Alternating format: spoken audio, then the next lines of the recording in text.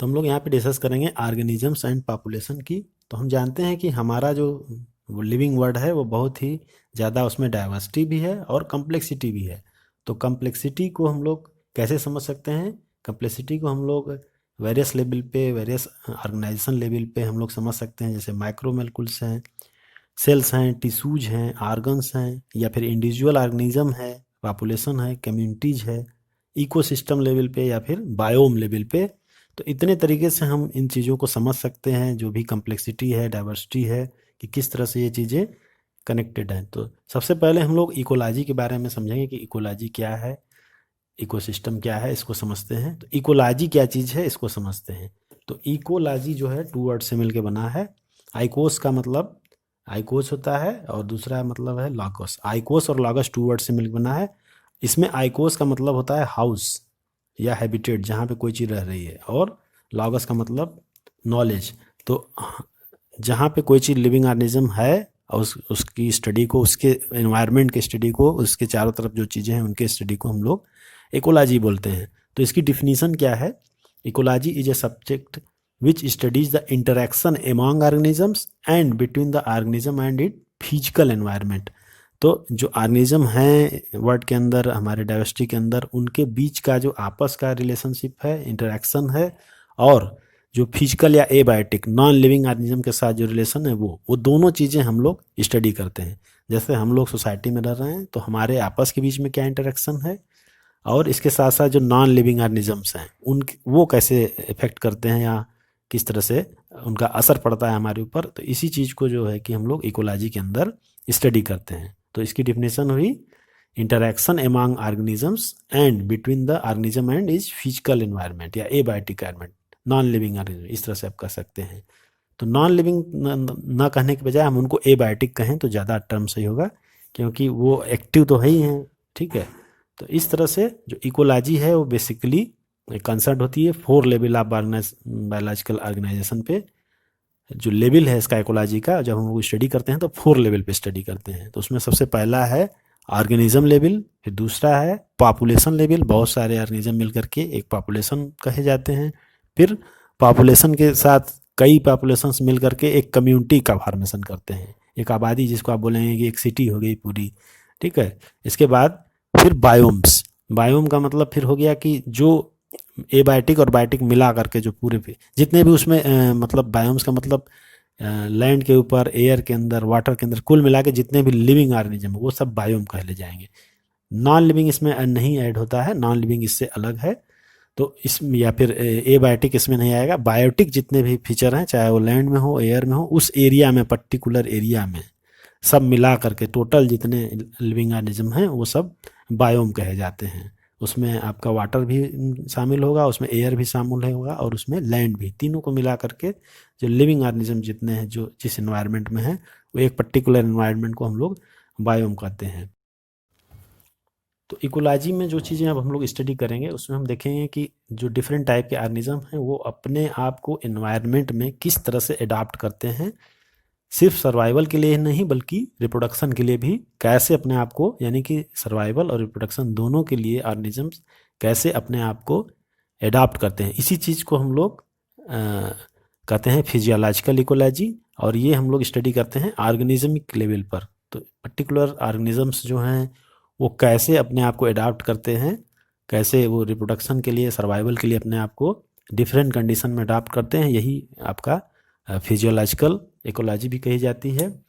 तो हम लोग जानते हैं कि जो हमारा अर्थ है या प्लेनेट है, उसमें जो वेदर होता है वो चेंज होता है। वो किस तरह से चेंज होता है, उसमें उसका जो रीज़न है वो ये है कि सन जो है की तरफ अर्थ हमारी थोड़ी सी टिल्टेड है, थोड़ी सी झुकी हुई है। तो इसकी वजह से जब अर्थ का मूवमेंट होता है तो साल में मौसम चेंज होता है, वेदर चेंज होता है, विंटर आता है, समर आता है, इस तरह से चेंजिंग होती थी। तो इसकी वजह से, एनुअल वेरिएशन की वजह से, और ड्यूरेशन ऑफ टेम्परेचर, और ये सब चीज़ों की वजह से हमारे अर्थ के ऊपर डिफरेंट टाइप के एरियाज बन गए हैं, डिफरेंट टाइप के रीजन्स बन गए हैं। तो उन्हीं चीज़ को अगर हम लोग स्टडी करें और एक ग्राफ प्लॉट करें, तो इससे हमें पता चलता है कि किस तरह का वहाँ पे इकोलॉजी होगा, किस तरह का इकोसिस्टम होगा, किस तरह के एडाप्टेशन होगा इंडिविजुअल्स के बीच में, सर्वाइवल होगा किस तरह का। तो ये जो चीज़ें डिपेंड करती हैं, वो जो एरिया डिफरेंट बने हुए हैं अर्थ के ऊपर, वो टेम्परेचर के ऊपर, और वहाँ पे जो प्रेसिपिटेशन हो रहा है either in the form of rain और स्नो, या तो वहाँ बर्फ़ गिरती है या तो फिर वहाँ पे बारिश होती है। तो इसके बेसिस पे अर्थ में कई सारे रीजन्स हैं, उनको हम लोग स्टडी करेंगे। उनको हम लोग बायोम्स बोलते हैं। जो अलग अलग कंडीशन बनती है, अलग अलग इकोसिस्टम बनते हैं, किसकी वजह से? टेम्परेचर की वजह से, और रेन के प्रेसिपिटेशन की वजह से, स्नो के प्रेसिपिटेशन की वजह से अर्थ के ऊपर अलग अलग रीजन्स बने हैं, जिनको हम लोग अलग अलग बायोम्स बोलते हैं। तो यहाँ पे हम लोग एक बायोम का, यहाँ पे डायग्राम डिफरेंट बायोम का स्टडी दिखाया गया है कि किस तरह से टेम्परेचर और precipitation, annual temperature and precipitation के हिसाब से किस तरह से बायोम्स होते हैं। तो यहाँ पे आप देख रहे हैं डिफरेंट टाइप के बायोम्स हैं। इसमें ये जो है माइनस में ये टेम्परेचर का है चार्ट इधर की तरफ, ये मीन एनुअल टेम्परेचर है, और ये मीन एनुअल प्रेसिपिटेशन है। प्रेसिपिटेशन का मतलब रेन और स्नोफॉल। तो इसके हिसाब से ये बनाया गया है रीजन। तो इधर ये माइनस से 15 से शुरू हो रहा है, 25 डिग्री सेल्सियस तक है। तो ये जो है ये टेम्परेचर के बारे में है। यहाँ पे हम लोग टेम्परेचर देखेंगे, और ये रेन या स्नो प्रेसिपिटेशन है इस तरफ को। तो इस तरह से हम इसको देखते हैं। तो यहाँ पे आप देखिए जो सबसे माइनस में है वो आर्कटिक या अल्पाइन रीजन है, जिसको टुंड्रा बोलते हैं। उसके बाद कोरिनिफेरस, थोड़ा सा जो है इधर रेन भी ज़्यादा होती है और टेम्परेचर भी थोड़ा सा बेहतर रहता है, नॉर्मल टेम्परेचर रहता है। इसके बाद टेम्परेट रीजन है, यहाँ पे और ज़्यादा बारिश होती है और टेम्परेचर भी हाई रहता है। फिर ग्लास लैंड भी लगभग उसी हिसाब से है।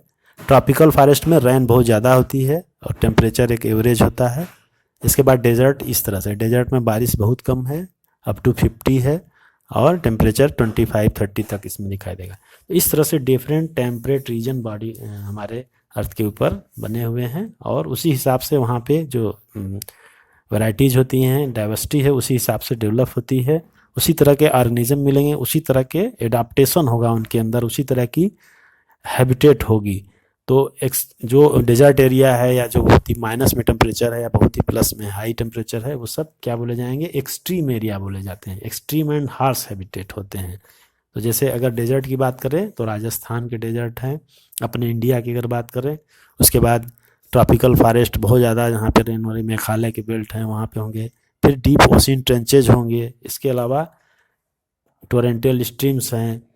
परमानेंट पोलर रीजन, ये वाला आपका परमानेंट पोलर रीजन है, जहाँ पे आपका बहुत ज़्यादा ठंडी होती है, बहुत ज़्यादा कोल्ड होता है। इसके अलावा कोरिनिफेरस है, बॉइलिंग थर्मल स्प्रिंग है, स्ट्रिंगिंग पीट्स हैं। तो अलग अलग एरिया में अलग अलग टेम्परेचर और रेनिंग होती है, वाटर की अवेलेबिलिटी होती है। उसी के हिसाब से वहाँ पे डाइवर्सिटी होती है, उसी के हिसाब से वहाँ के डिफरेंट इंडिविजुअल्स होते हैं, हैबिटेट्स होते हैं। तो इस तरह से हमारे इंडिया में ही अगर देखा जाए तो नॉर्थ से साउथ तक डिफरेंट आपको बायोम्स मिलेंगे, डिफरेंट टाइप्स के हैबिटेट्स मिलेंगे, डिफरेंट टाइप्स के इंडिविजुअल्स मिलेंगे, एडाप्टेशन मिलेगा उनमें डिफरेंट टाइप का। और इंडिया इस मामले में बहुत ही रिच डाइवर्सिटी है यहाँ की। देखा जाए तो कोल्ड से लेके लो से लेके हायर टेम्परेचर दोनों ही रेंज के आपको मिलेंगे यहाँ पे बायोम्स। तो इस तरह से एक ये जनरल डिस्क्रिप्शन है कि किस तरह के इन्वायरमेंट में ऑर्गेनिज्म सर्वाइव करते हैं और कैसे वो एडाप्टेड होते हैं। इसका डिटेल भी हम लोग आगे देखेंगे कि टेम्परेचर के हिसाब से और वाटर के लाइट के हिसाब से किस तरह से इनमें डिवीजन होता है। तो एक जनरल ये था कि टेम्परेचर और रेनिंग के हिसाब से या स्नोफॉल के हिसाब से किस तरह से डाइवर्सिटी है हमारे प्लैनेट के ऊपर।